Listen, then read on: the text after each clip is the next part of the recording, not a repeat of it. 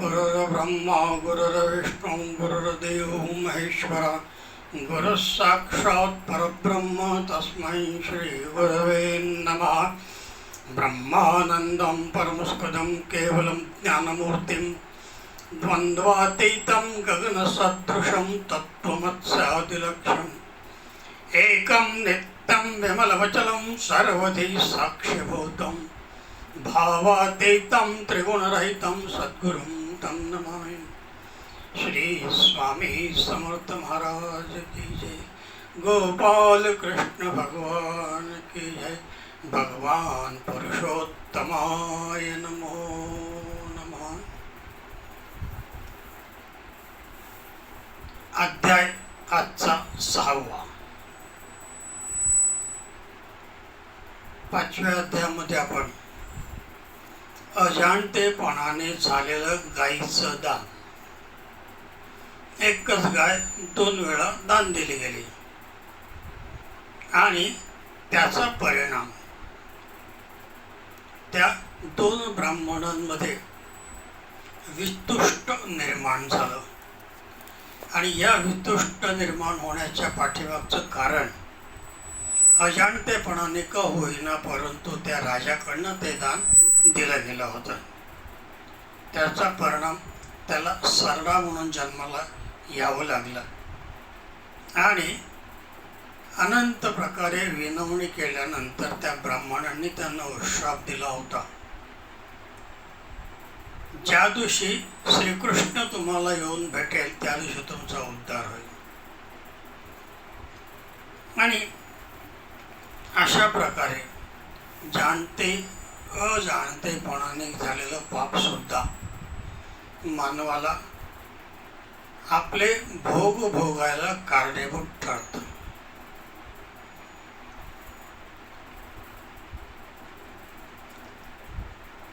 जे कार्य अजाणतेपणाने झालं त्याचे भोग त्या ठिकाणी भोगावे लागले। परंतु आजच्या या 6व्या अध्यायामध्ये अजाणतेपणानेही म्हणता येईल आणि जाणतेपणानेही म्हणता येईल।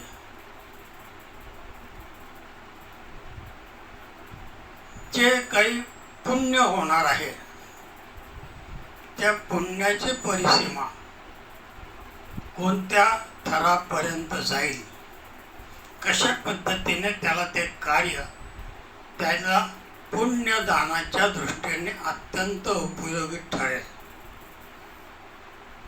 या सगळ्या गोष्टीचा आज आपल्याला मागोवा घ्यायचा आहे। श्री स्वामी समर्थ महाराज की जय। श्री गुरुदेव दत्त। श्री गोपाल कृष्ण भगवान की। भगवान पुरुषोत्तमाय नमः। श्री गणेशाय नमः। श्री सरस्वत्यै नमः। श्री गुरुभ्यो नमः। नमो माता सद्गुरुराया। पराचाही परपरू जयाच्या कृपेने पसरू ग्रंथ निर्धारी झाले हा। नेहमीप्रमाणे ग्रंथकाराने ग्रंथ परिपूर्ण जावा, त्याच्यात कुठल्याही प्रकारे बाधा निर्माण होऊ नये, कोणाची दुष्ट शक्ती त्या ठिकाणी कार्य करू नये म्हणून गणेश वंदन केलं, सरस्वती वंदन केलं आणि आपल्या कुलस्वामिनीचंही नामस्मरण चिंतन करून हा अध्याय पूर्णत्वाला जावा अशी प्रार्थना केली। कवन पापिया दीपदानाची व्यवस्था मज निरोपीचे तत्वता देणे भय व्यथा निवारे। नेहमीप्रमाणे लक्ष्मी नारायणाला विचारते दीपदानाचं महत्त्व। अजाणतेपणाने झालेलं पुण्य दीपदान आणि अजाणतेपणाने झालेलं दीपदान, या दोघांमधलं अंतर काय, कशा पद्धतीने त्या दोघही गोष्टी मानवाला कारणीभूत ठरतील त्याच्या मोक्षस्थानी, मोक्ष मिळण्याच्या दृष्टीने, पापांचं क्षालन होण्याच्या दृष्टीने ते कशा पद्धतीने कार्य करेल हे विचारतायत. पितृहत्या नारायण म्हणतायत की गोदान जर केलं, दीपदान जर केलं, मग ते जाणतेपणाने असो अजाणतेपणाने असो, तर त्याच्यातून काही पापांची मुक्तता होते. पितृहत्येचं पाप नष्ट होतं, ब्रह्महत्येचं पाप नष्ट होतं.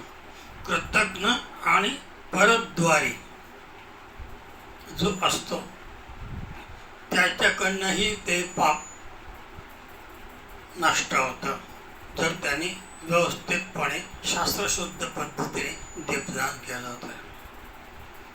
मद्यप्राशन, लबाड, कुटील, असत्य मार्गाने चालणारा, माता पित्यांना त्यजून स्वतंत्रपणे राहणारा, मातृगौने पितृनष्टी, हे जे पाप या कलियुगातले आहेत, या पापातून मुक्तता जर त्याने शास्त्रशुद्ध पद्धतीने दीपदान केलं तर निश्चितपणे त्याला मोक्ष प्राप्ती मिळते. आता हे दीपदान कशा पद्धतीने करावं? संकल्प करून दीपदान करणं गरजेचं असतं. संकल्पाशिवाय कुठलीच गोष्ट होत नाही. संकल्प स्वतःच्या मनाने शुद्ध अंतःकरणाने एकनिष्ठ भावनेने आणि पूर्ण श्रद्धेने परमेश्वराला दिलेलं वचन, याला संकल्प असं म्हणतात. परमेश्वराला दिलेलं वचन, मी तुझ्या पुढे दीप लावेन, मी तुला तुळशीचं पान वाहेल, मी तुझ्या चरणावर लोटांगण घालेन, मी मी मी मी आणि मीच. मी तुला वचन देतो की मी रोज तुळशीचं पान तुझ्या पायावर घालीन. परमेश्वराला एकनिष्ठ भावनेनं दिलेलं वचन याला संकल्प असं म्हणतात. त्यामुळे संकल्प हा साधारणपणे 3 ते 4 मिनिटाच्या वर नसावा. आपल्याला काय हवंय हे महत्त्वाचं नाही आहे, मी तुला काय देतोय हे महत्त्वाचं आहे. आणि संकल्पामध्ये नेमकी हीच चूक होते. संकल्प करताना आयु दे, आरोग्य दे, ऐश्वर्य दे, धन दे, दौलत दे, गाडी दे, घोडी दे, मोटर दे, कार दे, बंगला दे, सगळं दे. परंतु संकल्प या शब्दाचा अर्थ शुद्ध भावनेने मी तुला काय देतो आहे, या आजच्या या पूजेमध्ये मी तुला काय देणार आहे हे त्याला निक्षून सांगायचं आहे. तुमच्या मनात काय आहे हे तो बरोबर जाणतो. त्यामुळे आपण आपलं कर्तव्य पार पाडायचं आहे त्याची पूजा करून. आणि म्हणून दीपदान हे शास्त्रशुद्ध पद्धतीने होणे देखील गरजेचं आहे. त्याची शास्त्रशुद्ध पद्धत मी तुम्हाला सांगणार आहे, पण तत्पूर्वी अधिक मासामध्ये, पुरुषोत्तम मासामध्ये प्रतिपदेशी करावा आरंभ, निर्धार करूनिया. प्रतिपदेपासून आरंभ करावा. कसा करावा? निर्धार करूनिया, एकनिष्ठ भावनेने, दृढ संकल्पाने, आणि मी हे करीनच हा निर्धार मनामध्ये करायचा. आणि मग संपूर्ण मास बरीपै द्यावे स्नान केचे प्रातःकाळी, गंगा यमुना सागर जली अथवा सरोवराचे तळी प्रतिदिनी स्नान करावे. प्रत्येक दिवशी 7 नद्या ज्या आहेत पवित्र, त्या नद्यांच्या जवळ स्नान करावं. 7 नद्या रोज आपल्याला मिळू शकत नाही, पण निदान कमीत कमी जवळ जी नदी आहे, आपल्या गावातली जी नदी आहे, ती सुद्धा गंगा आहे. कारण जिथून ती उगम पावते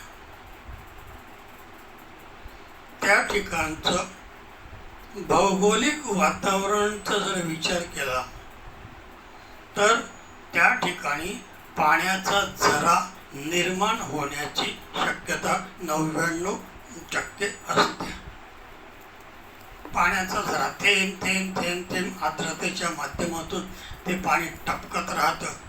त्याच्यानंतर ते सगळं एकत्र येतं, त्याचा ओढा होतो, नाला होतो, नदी होते आणि मग ते समुद्रापर्यंत जाऊन भेटते. तर अशा या उगमापासून अतिशय शुद्ध स्वच्छ असलेली जागा आणि त्या जागेपासून नदीचं पावित्र्य थेट समुद्रापर्यंत असतं. म्हणून प्रातःकाळी जेव्हा म्हटलेलं आहे प्रातःकाळी ब्रह्ममुहूर्तावर की ज्यावेळेस त्या ठिकाणी इतर माणसं कोणी येत नाहीत, त्यांचे उद्योग त्या ठिकाणी चालत नाहीत, प्रातःकाळी पहाटे 3, 3:30, 4 वाजेच्या आत आपलं गंगा स्नान पवित्र स्नान त्या ठिकाणी करायचं. ज्यांना तेही शक्य नसेल त्यांनी आपल्या घरी थंड पाण्याने आंघोळ करायची. पाणी मात्र थंड पाहिजे. समजा शरीराच्या दृष्टीने तेही नसेल तर कोमट पाणी घ्या, जास्त गरम नाही, कोमट पाणी, आणि नंतर त्या स्नानाने आंघोळ करून आपलं नित्यकर्म सुरू करा. तर महागंगा क्षेत्रीपाही अथवा सागराचे तरीही संकल्पयुक्त स्नान करिये. तरी सहस्र गुणे पुण्य जोडे, ऐसे स्नानाविधीचे सारून मग केचे देवतार्चन. आणि अशा प्रकारे स्नान झाल्यानंतर देवतार्चन करायचं आहे. स्वये ताम्रपात्री आज्य घालून दीप लावून ठेविजे. नित्य पूजा झाल्यानंतर परमेश्वराच्या समोर तांब्याचा दिवा, स्पष्ट म्हटलेलं आहे ताम्रपत्र, ताम्रपात्री म्हणजे तांब्याच्या दिव्यामध्ये आज्य घालायचं म्हणजे तूप घालायचं. परमेश्वराजवळ नेहमी 2 गोष्टी असतात, एक समय आणि एक निरंजन. जर आपल्याला समय आणि निरंजन दोन्ही लावायचे असतील तर समयमध्ये तेल पाहिजे, समयमध्ये तेल पाहिजे, निरंजनामध्ये तूप पाहिजे. समयीची वात लांब असते, निरंजनामध्ये फुलवात असते. निरंजनामध्ये लांब वात कधीच ठेवू नका, कधीच फायदा होणार नाही त्या दिव्याचा तुम्हाला. तसंच निरंजन समयमध्ये सुद्धा फुलवात ठेवू नका, तिथं लांब वातच पाहिजे, कारण त्याचा मंत्रच तसा आहे. तैल दीपाय नमः, तेलाच्या दिव्या मी तुला नमस्कार करतो. तैल दीपाय नमः प्रार्थनापूर्वक गंधाक्षर पुष्पम समर्पयामि. घृत दीपाय नमः, घृत म्हणजे तूप, आज्य म्हणजे तूप. घृत दीपाय नमः सकल पूजार्थे गंधाक्षर पुष्पम समर्पयामि. तुपाच्या दिव्या मी तुला गंधाक्षर फूल वाहतो, नमस्कार करतो. या दोघांमधलं फरक नेहमी लक्षात ठेवा. गोंधळ झाला तर पूजा सत्कारणी लागत नाही. नंतर अशा पद्धतीने जर हे कार्य केलं तर मासवरी साक्षेप केलिया होय निष्पाप, सुख अमुपते पावते आयु आरोग्य ऐश्वर्य ते लाभती आरोग्य दीपदाने अति कांती सुंदर वर्धमान ते होत असे. आयु आरोग्य ऐश्वर्य तर प्राप्त होतच होतं, पण आपली ही कांती जी आहे ना ती सुद्धा दैदिप्यमान होते, तेजपुंज होते आणि सप्त जन्मांतरीचे जे पाप आहेत ते पाप देखील नष्ट होतं. आणि म्हणून करता या जगामध्ये 3 पुण्य अति महत्त्वाचे मानले गेलेले आहेत. गो भू हिरण्य. गो भू हिरण्य. पण हे दान देताना दोघंही दिव्य असणं गरजेचं आहे, तेलाचा पण आणि तुपाचा पण. गो म्हणजे गाय. गो भू हिरण्य. गो म्हणजे गाय, भू म्हणजे जमीन आणि हिरण्य म्हणजे आपल्या रोजच्या जीवनात आपण वापरत असलेले चलन, पैसा. त्या काळामध्ये सत्ययुगापासून द्वापार युगापर्यंत, त्रेतायुगापर्यंत चलनामध्ये सोन्याच्या मोहरा होत्या आणि त्यामुळे हिरण्य हा शब्द खऱ्या अर्थाने सोनं असा आहे. आणि ते इतकं पिवळं धमक आणि तेजपुंज असतं की त्या लक्ष्मीला सुद्धा त्याचं नाव देण्यात आलेलं आहे. हिरण्यवर्णां हरणीं. हिरण्याप्रमाणे ज्याचं हे आहे, रूप आहे, त्या देवीला हिरण्यवर्णां हरणीं. हिरण्यवर्णाप्रमाणे, सोन्याच्या वर्णाप्रमाणे हरणाच्या गतीने धावणारी. कधी इथे कधी तिथे, एका ठिकाणी कधी ती स्थिरच नाही आहे. तर अशा या सर्व क्षेत्रात कार्य करत असताना जर गाय दान द्यायची असेल, भूदान द्यायचं असेल, हिरण्य दान द्यायचं असेल, तर दान देताना निर्धाराने संकल्प करून दोन्ही दिव्यांचं त्या ठिकाणी मार्जन झालं पाहिजे. आणि अशाप्रमाणे जर तुम्ही हे गोदान केलं तर कळत न कळत, जर आपण संकल्प केला, निर्धाराने केला, तर आपल्याला तर माहीत राहणारच आपण काय करतोय. हे जाणतेपणाने आहे. परंतु अजाणतेपणाने सुद्धा काही वेळ आपल्याकडनं काही गोष्टी घडतात. मग त्या काही गोष्टी मानवाकडनं घडल्या तर ते हरकतच नाही आहे. परंतु ज्याला कुठल्याही प्रकारे बुद्धी नाही, चालना नाही, फक्त जीवन जगणं एवढंच माहिती असतं, अशा त्या पशुपक्ष्यांना कडनं सुद्धा जर हे कार्य झालं तर त्यांचा सुद्धा उद्धार होतो. कारण त्यांच्याकडनं अजाणतेपणाने झालेलं असतं आणि हे अजाणतेपणाने झालेलं पुण्य त्यांना योग्य कार्य करायला भाग पडतं.